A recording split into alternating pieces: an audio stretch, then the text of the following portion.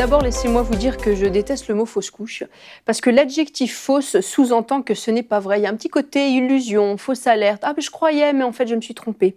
Et la perte d'un enfant à naître n'est pas une illusion.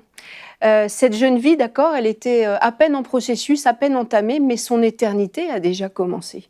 Et ce n'est pas une fausse couche, c'est la perte d'un enfant à naître, et pour moi, en tout cas, ça fait toute une différence.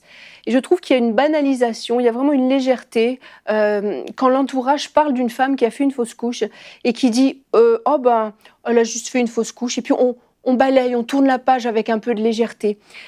Comme si on disait oups, fausse alerte, elle a failli avoir un bébé. Et moi, ce que j'entends souvent, c'est il y a une pensée quand même qui sous-entend.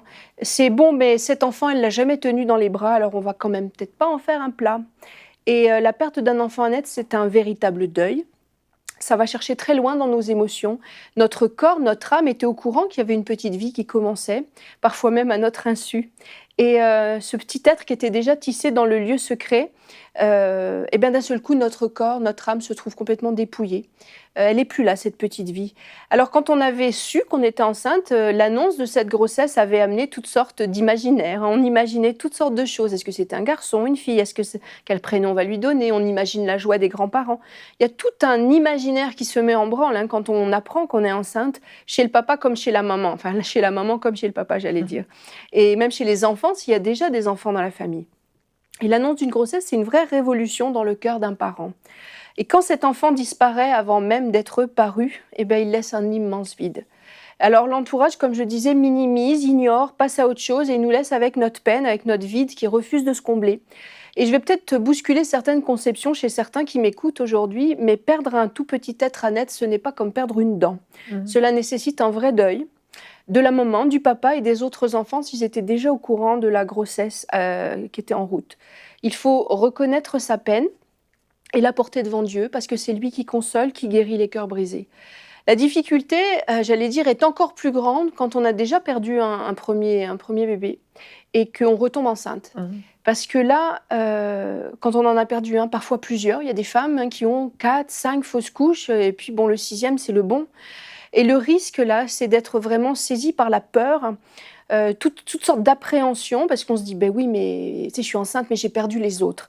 Et cette peur-là, elle nous propulse dans un fatalisme, et l'incrédulité est facile à avoir.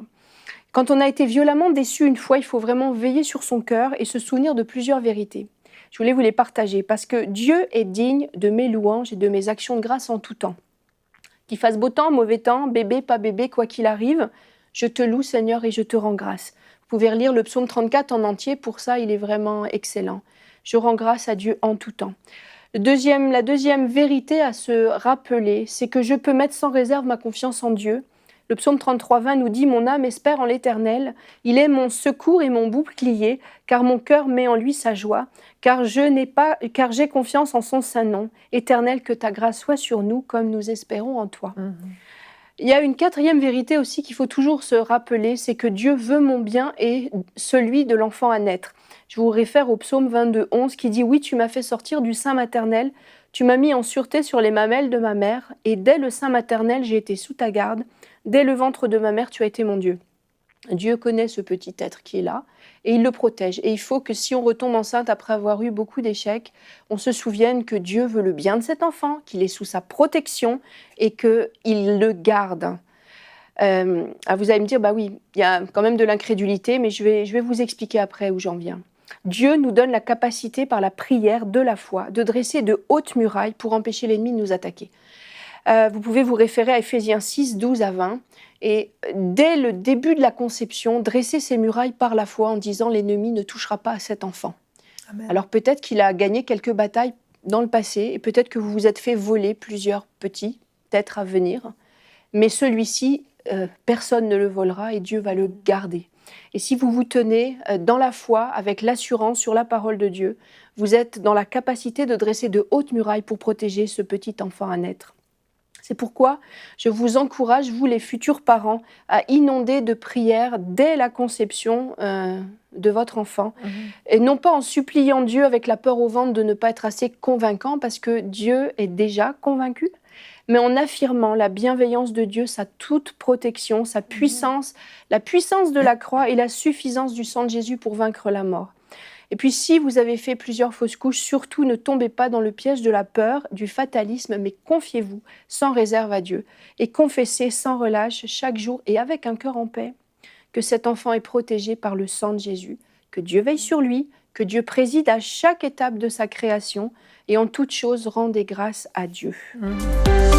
Retrouvez la suite de ce programme dans l'émission Bonjour chez vous sur ENCI TV.